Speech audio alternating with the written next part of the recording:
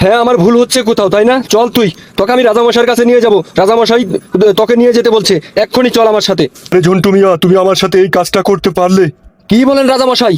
এই ঝন্টু মিয়ার এত বড় সাহস, এই রাজার সাথে বেইমানি করছে? আরে ঝন্টু মিয়া যে, আমি তো তোমাকেই খুঁজছিলাম। আসসালামু আলাইকুম রাজা সাহেব। কেন রাজা সাহেব? আমি কি কোনো অপরাধ করেছি আপনার কাছে? আরে ঝন্টু মিয়া, তুমি ঘাবড়াচ্ছ কেন? তুমি কোনো অপরাধ করনি। আমি তোমাকে খুঁজতেছি আমার একটি কাজের জন্য। আপনি কি আমার সাথে মজা করছেন? আরে ঝন্টু মিয়া, ভয় পাও না তো তুমি? আমি শুনলাম তুমি নাকি, তোমার কাছে নাকি অরিজিনাল খাঁটি ঘি পাওয়া যায়। এই জন্য এই শহরের ঘি খাইতে আর ভাল লাগে না। এই জন্য বললাম আমাদের এলাকায় যেহেতু তুমি, তাহলে তুমি আমাকে ভালো দেখে অরিজিনাল খাঁটি 1 কেজি ঘি দিবে। তাই আর কি তোমাকে খুঁজছিলাম। এতে ভয়ের কিছু নেই ঝন্টু মিয়া। তাই বলেন রাজামশাই? আমার তো ভয়ে আমার পরাণটা পরাই চলেই গিয়েছিল। তো হঠাৎ করে রাজামশাই আমার কাছে কি জন্য আসবে? আমি তো ভয়ে শেষ। আমি আগে পানি খাবো 1 গিলাস। আরে বোকা, ভয়ের কিছু নেই। এই শহরের কেমিক্যাল আলা ঘি, সব জিনিসই তো কেমিক্যাল। এই কেমিক্যাল আলা খাইতে খাইতে আর ভাল লাগে না। তাই আমি শুনলাম তুমি নাকি এই সুন্দর করে গাওয়া ঘি নিজের হাতে তো বানাও। এজন্য বললাম গ্রামের একদম খাঁটি ঘি খাবো। তো তুমি যেহেতু এলাকায় থাকো, আমি একমাত্র এই ঘির জন্যই তোমার কাছে এসেছি। এতে ভয়ের কিছুই নেই পাগল। আচ্ছা, ঠিক আছে রাজামশাই। তো আপনি যাবেন কবে এবং কি আপনার ঘি লাগবে কবে, আমাকে একটু বলেন। আমি তো যেতে চেয়েছিলাম আজকে সন্ধ্যায়, কিন্তু তুমি তো আর আজকে সন্ধ্যায় দিতে পারবে বলে আমার মনে হয় না। তো তুমি বলো তাহলে কি কালকে তুমি আমাকে 2 কেজি ঘি দিতে পারবে? আচ্ছা, ঠিক আছে রাজামশাই। আপনি কালকে সকাল 10টা বাজেই আমি আপনাকে ঘি দিতে পারবো। তো আপনার কষ্ট করে আসা লাগবে না। আমি আপনার বাসভবনে গিয়ে আমি ঘি দিয়ে আসবো নি স্যার, ঠিক আছে? আচ্ছা ঠিক আছে ঝন্টু মিয়া, আমি তাহলে আসি এখন। আল্লাহ বাঁচাইছে, আমি তো ভয়ে শেষই হয়ে গেছিলাম। হাই হাই রাজামশাই, আপনার কি হয়েছে? আপনি এমন করতেছেন কেন? আমি কিছু বুঝতে পারতেছি না। এই কে, কোথায় আছিস? এই জলদি এখানে আয়, রাজামশাই দেখ যে কেমন করছে।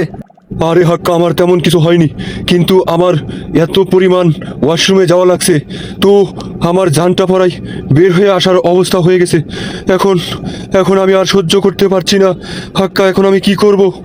আচ্ছা রাজামশাই, আপনি কি এখানে এসে আপনি কি কিছু খেয়েছেন এমন কিছু, না শখ করে, বা আপনার খেতে ইচ্ছা হয় নাই আপনি জোর করে খেয়েছেন এমন কিছু কি আপনার মনে পড়ে? একটু মনে করে দেখুন তো। না, আমি তো তেমন তো কিছু বাহিরের কিছু খাবার খাইনি তো। ও হ্যাঁ, ভালো কথা মনে পড়েছে। আমি ওই ঝন্টু মিয়ার কাছ থেকে বলেছিলাম যে অরিজিনাল খাঁটি ঘি দিতে। তো আমার মনে হয় নিশ্চয়ই ওই ঘিও ভেজাল ঘি দিছে। এই ভেজাল ঘি খাওয়ার কারণেই আজ আমার এই এই অসুস্থতার কারণ আমি বুঝতে পারতেছি। এত ওয়াশরুমে যাওয়া লাগতেছে, এর একটা বিহিত করতেই হবে। কি বলেন রাজামশাই? এই ঝন্টু মিয়ার এত বড় সাহস, এই রাজার সাথে বেইমানি করছে। আপনি ভালো জিনিস দিতে বলছেন, ভালো জিনিস না দিয়ে ও 2 নাম্বার ঘি দিছে। আজকে আমি কি যে করবো আমি বুঝতে পারি না। চলেন রাজামশাই, আমি আজকে ওর রফা দফা করেই ছাড়বো। এই ঝন্টু মিয়া, এই ঝন্টু মিয়া শোনো, তোমার কাছেই আমি আসতেছি। তো তুমি রাজা সাহেবকে, তুমি এই রাজা সাহেব বলছে তোমাকে খাঁটি ঘি দিতে, তুমি খাঁটি ঘি না দিয়া এই দুনিয়ার ভেজালে ঘি দিছো। এগুলা খেয়ে তো রাজা মশার জীবনটা শেষ হয়ে গেছে। সারা রাত বড় ওয়াশরুমে যাইতে যেতে পিন্ডার কামার একদম, কি বলবো, রাজা মশাই একদম অসুস্থ হয়ে গেছে। কি কি বলেন হাক্কা ভাই? আমি এই সারা রাত ঘুম জেগে এত কষ্ট করে একদম নিজের হাতে একদম খাঁটি একবারে ঘি বানিয়ে দিয়েছি 2 কেজি। তো আমি রাজামশাইয়ের কাছ থেকে 2 কেজি ঘি বিক্রি করেছি। আমি কিন্তু ওখান থেকে 4 আনা পয়সাও আমি লাভ করার চেষ্টা করিনি। আমার যতটুকু চেষ্টা করে এবং কি ভালো একদম খাঁটি ঘি দেওয়ার জন্য, আমি কোনো ভেজাল ঘি দেইনি হাক্কা ভাই। তোমার মনে হয় কোথাও ভুল হচ্ছে। হ্যাঁ, আমার ভুল হচ্ছে কোথাও, তাই না? চল তুই, তোকে আমি রাজামশাইয়ের কাছে নিয়ে যাব। রাজামশাই তোকে নিয়ে যেতে বলছে, এক্ষুনি চল আমার সাথে। আচ্ছা ঠিক আছে, আমি রাজামশাইয়ের কাছে যাচ্ছি। যাহা আদেশ রাজা সাহেব। ঝন্টু মিয়া, তুমি আমার সাথে এই কাজটা করতে পারলে? রাজামশাই, আমি কোনো আপনার সাথে 2 নাম্বারই কাজ করিনি। একটা কথা কি মনে রাখবেন, এই যে আপনার শহরের যেগুলো জিনিসপত্র খাচ্ছেন, এগুলো তো সব কেমিক্যাল আলা জিনিস। ওই তো কেমিক্যাল আলা খেতে খেতে আপনার না পেটের সাথে এবং কি আপনার ব্লাডের সাথে মিশে গিয়েছে। এই জন্য আর কি আমার 1 নাম্বার ভালো জিনিস আপনার পেটে ধরতে পারেন নাই।